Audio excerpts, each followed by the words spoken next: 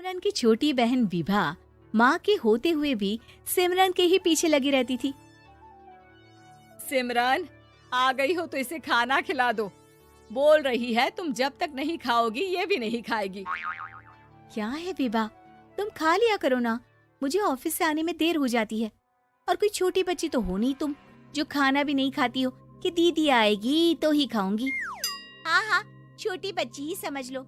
और एक बात, जब आपको पता है कि मैं आपके बिना नहीं खाती हूँ तो रोज रोज क्यों बोलती हो?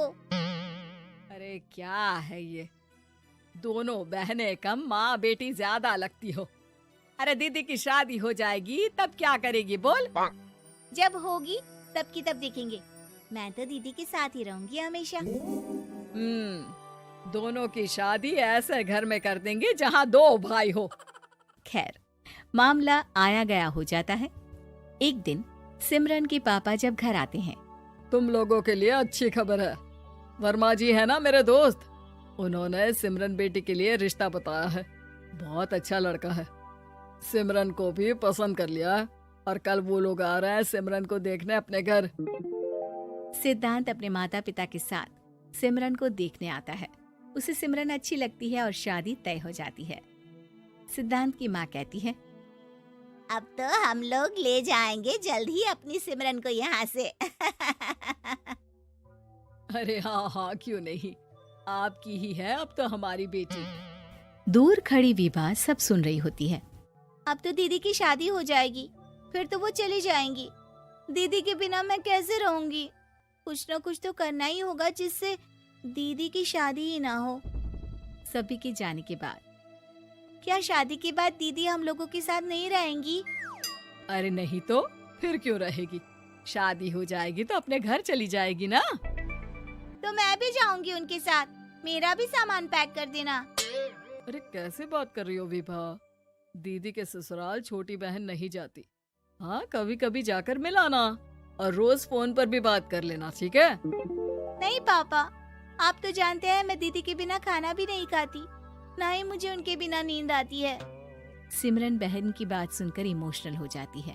अगले दिन से विभा खाना खाना छोड़ देती है। लोगों के लाख समझाने के बाद भी विभा ना खाती है ना ही सोती है। अंत में हार मानकर सिमरन सिद्धांत से मिलती है। सिद्धांत, मेरे मम्मी पापा ने बचपन से ही विभा और मुझे साथ रखा। वो मुझसे बहुत जुड़ी है। मुझे उसकी टेंशन रहेगी शादी के बाद, क्योंकि वो मेरे बिना नहीं रह सकती है। अरे ये तो छोटी सी बात है, वो हम लोगों के साथ हमारे घर में रह सकती है। जब उसकी अकल आ जाएगी या वो समझ जाएगी कि तुम्हारा घर वो नहीं बल्कि ये है, तो हम उसे घर छोड़ आएंगे, ठीक है? सिमरन खुश हो जाती है क्योंकि वो यही चाहती थी। वो माँ पिता से बात कर लेती है। अरे कैसी बात कर रही हो सिमरन, भला बेटी के ससुराल में हम छोटी बहन को कैसे भेज दे? जमाना क्या कहेगा? अरे तू पागल हो गया है, मना कर दे। इस शादी में इन लोगों का तो ये चलता ही रहेगा। कभी बहन यहाँ आ रही है, कभी वो बहन के पास जा रही है। अरे शादी हो रही है, कोई मजाक थोड़ी ना हो रहा है ना बाबा ना। माँ कैसी बात कर रही हो? सिमरन से मैं जुड़ाव महसूस कर रहा हूँ और इतनी सी बात के लिए इतनी अच्छी लड़की को कैसे छोड़ सकता हूँ? सिद्धांत की भी जिद होती है कि वो सिर्फ सिमरन से ही शादी करेगा, और होता भी वैसा ही है। सिद्धांत और सिमरन की शादी हो जाती है और दहेज में आ जाती है विभा। शादी के बाद बुआ सास कहती है,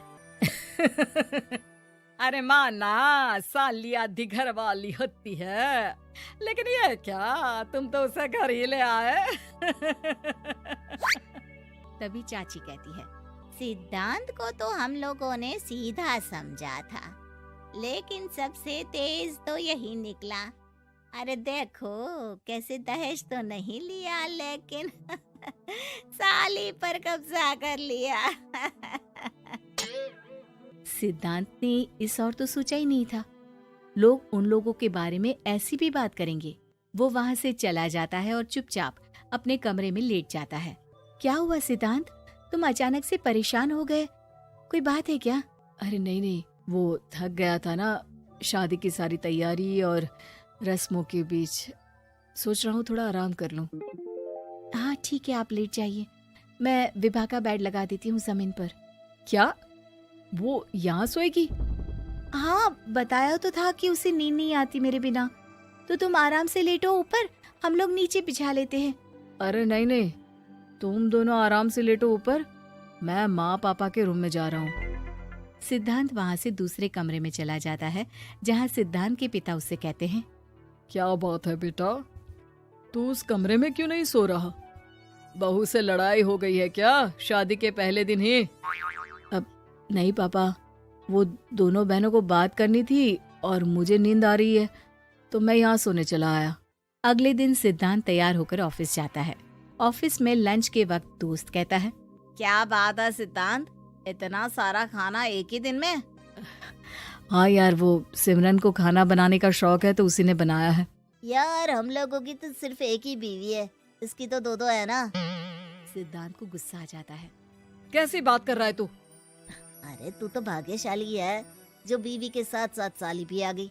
अरे साली लोगों की तो आधी घरवाली होती है, तुझे तो पूरी की पूरी मिल गई। सिद्धांत का पारा अब 7वें आसमान में पहुंच जाता है।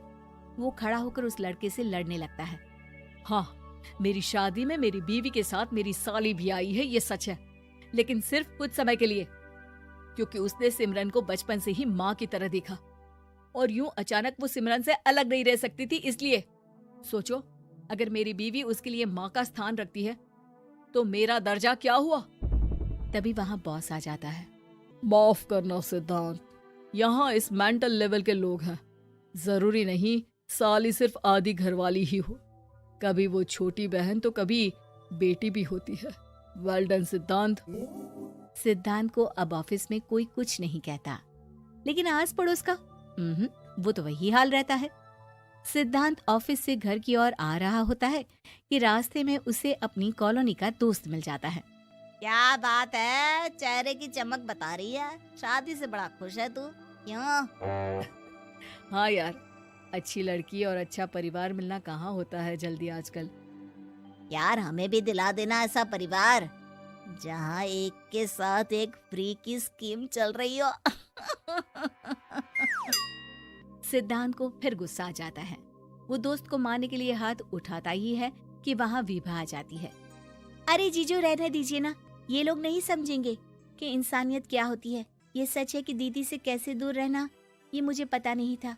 आपने मुझे दीदी के पास रहने का मौका देकर ये समझने का मौका दिया कि लड़की का असली घर उसका ससुराल होता है। मैं समझ चुकी हूँ, मैं जा रही हूँ जीजू, लेकिन मैं खुश हूँ कि आपने मुझे अपनी छोटी बहन समझा। सभी उन लोगों को देखकर ताली बजाने लगते हैं। विभा अपने घर चली जाती है और सिद्धांत खुशी खुशी सिमरन के साथ रहने लगता है।